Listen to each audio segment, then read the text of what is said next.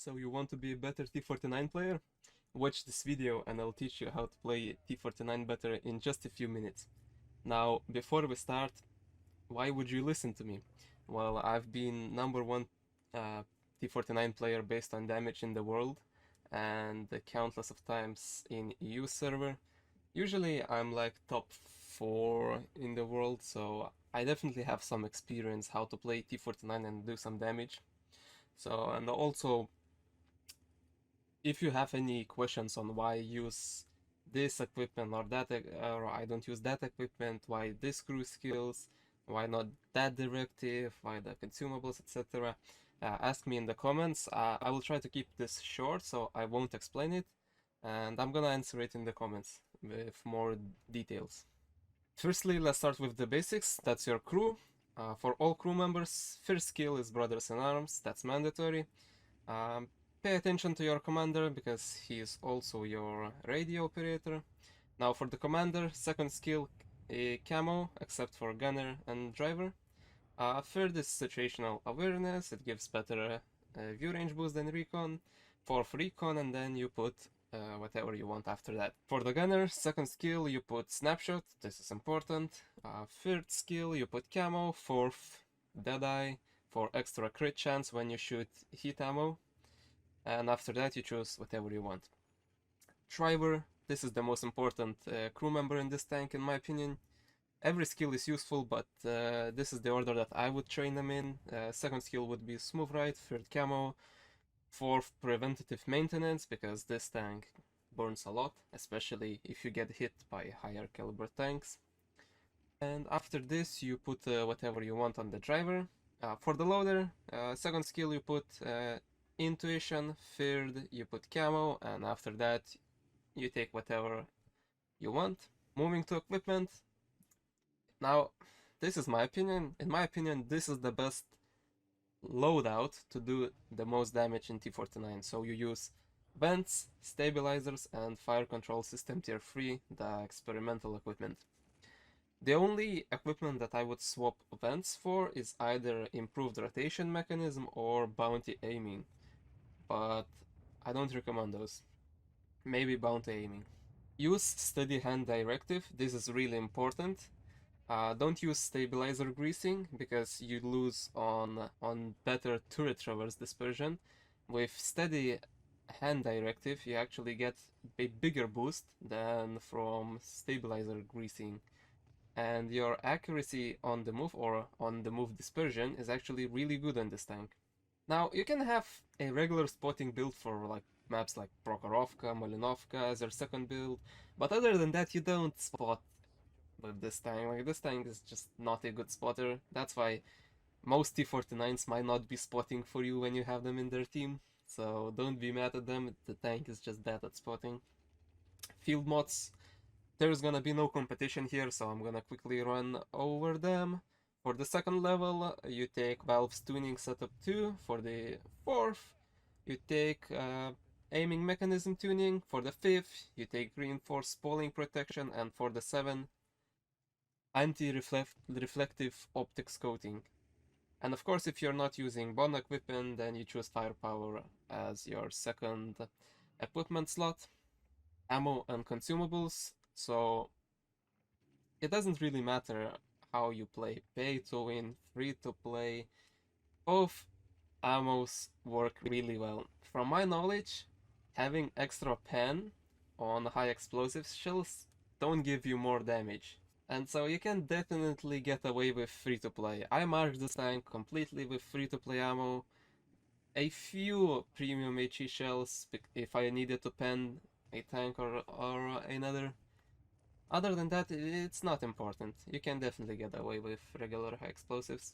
Repair kit is not a must. I used to play with a small one and I was completely fine. The only problem is you quite often get damaged both tracks, engine, ammo rack.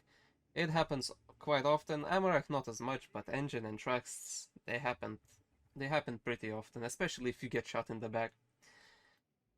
Medkit is really nice. I think it's mandatory, the large one. It protects your crew from injuries, so if you're aiming and your gunner or commander gets knocked out, your reticle will bloom out a lot, and it's almost guaranteed that you're gonna miss that shot if you don't have the medkit. Medkit might save your crew from getting knocked out, and you might get some extra damage. So in my opinion, this is a must-have consumable.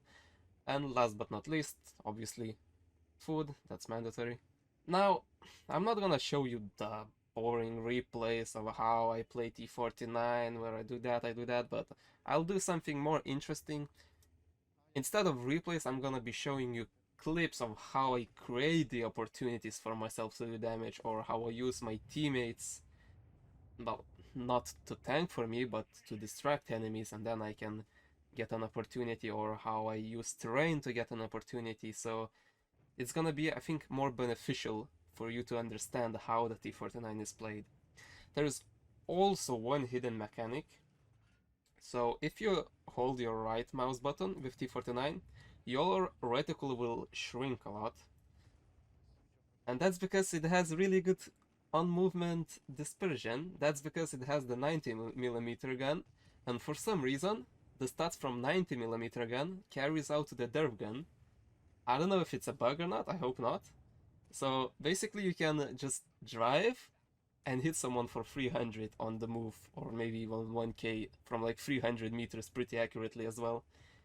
I've been killing artists like this quite often, just on the move, pretty confident that I'm gonna hit the shot. First clip, corridor pass. So as you can see, I'm aiming at this T49. I'm aiming, I'm missing. Well, that's pretty clear. I wasn't even close to being fully aimed. And one little trick that you can do in this map that I bet no one expects is this hill is actually climbable. So you need to be spamming A and D buttons to be able to climb up. And this button is basically looking at me, but he doesn't pay attention. He probably doesn't expect a T49 to be climbing from behind. And so I get the easiest 500 damage of my life. Now this Bobject, who's also on the hill, trying to farm the teammates below, doesn't expect me to be here as well. So I go up behind him, he doesn't know that I'm here, that Patton didn't know as well. I'm trying to search for a shot if I can pin him, he realizes that somehow I'm behind him. I should have switched to heat ammo, but the intuition takes around 3.7 seconds. And I only did 300 damage, but that's still more than I would have probably gotten anyways. Alright, second clip.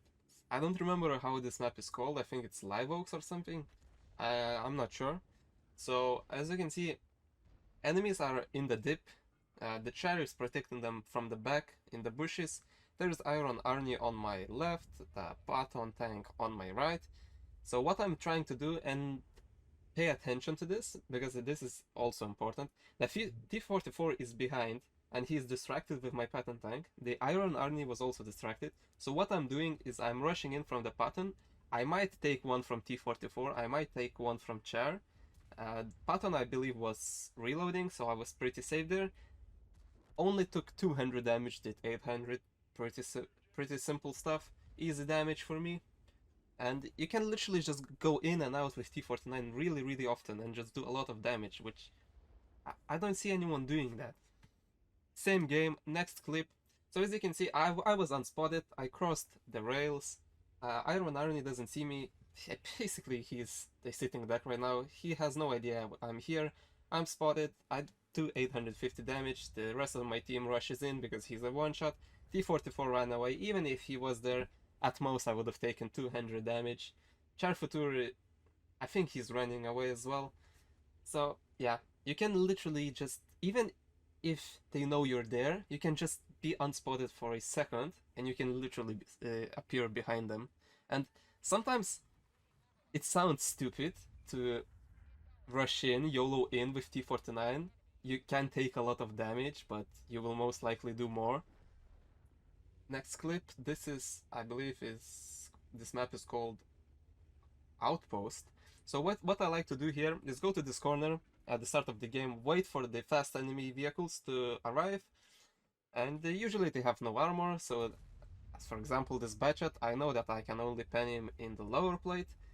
I wait for him, I do 800 damage, easy 1k combined, and this is not over. I think like most of the players know this already. What you can do here is there is this little climb which is really useful. I would recommend this at the start of the game, because later heavies take the hold down position and they might pay attention. So as you can see, I come over, the Batchet was reloading. He didn't expect me go up here. I could have got shot by the mouse. I can immediately see that Progetto is coming here. I will most likely switch to heat, but I don't really want to deal with this Progetto, so I'm gonna just escape and play my game. Next clip, airfield. So what you can do here is a few cool little tricks. So as you can see, this T57 is rushing in. He takes a lot. He's not paying attention. I'm unspotted clearly. I'm feeling pretty confident that I'm not gonna hit from the balcony. I peek, I do 900 damage. Yeah, that Skoda could have probably hit me, but he didn't, which is completely fine. Same game. This is like the middle of the battle. So as you can see, there's a CC in the balcony, a lot of enemy players here. Now this is gonna be risky, but I know that I need to do something. We're kinda losing bad. So this Bobject is in front of me. I think he's reloading, so he didn't shot me. The others are tunnel visioning. CC is also tunnel visioning. He doesn't expect me. I put 900 into him. Minotauro was a good player. He realized what is going on. A little bit of a misplay here. I took 100 unnecessary damage. Now I need to escape, but this is an easy 900 damage, although I took like 500 and 100 from the fall. The damage from the fall could have been avoided. This is late stages of the game. I'm alone versus 3. As you can see, the Minotaur is pushing in. T62A was in the cap circle capping, but he left the cap. I think he will go back into. So I'm trying to hunt the Minotaur. He tried to get me, but he didn't see that there is a gap. I can easily pen Mino. Now, CC should have been waiting for me somewhere, but he didn't. Spoiler, he went to the cap circle. So I high rolled Minotaur, which was pretty lucky. What I wanted to do here is, I was already on 4k damage. I was taking a risk to dying and not getting any more, but potentially getting 900 extra. And I was completely fine with this battle. If I lose, I was completely fine. I did 5k damage with T49, I'm completely happy, but as you can see, the game is not over. There is still a possibility to win. Only 400 HP in the enemy team. So I see both of them are in cap, so what I'm gonna try to do is kill T62A and get behind CC to be able to reload again. So I spot the 62A, I kill him, but CC was expecting me and he kills me. But this was a really nice game actually, I really enjoyed that. Next clip, so a few tricks that you can do on this map is from the start of the game, you can instantly rush here and climb here pretty easily. Now, this wasn't really a clean climb, but you can get it way better and way more smooth. And you don't need to risk getting hit by tank destroyers camping in the regular bush positions by going up through H7 and getting spotted by the campers even here and taking pretty much half of your hit points, if not dying. So what you can also do here is go down here and go to proxy spot, and what's really useful with T49 is that you proxy spot and you can prepare yourself to do a lot of damage. Now here obviously I'm unlucky, but it doesn't matter. I've been getting a lot of good games from here, and what also you can do from this position is shoot the light tanks in the city area below and all the way across to the hill on D4 where they like to spot. So if you have your light tank on D4, an enemy light tank, if they proxy spot each other, you can actually snipe and you should be able to hit your shot, if not at least do like 400 damage. So yeah, this map is actually, especially this climb, is really useful. And I guess this is it for my clips. The last step is to profit.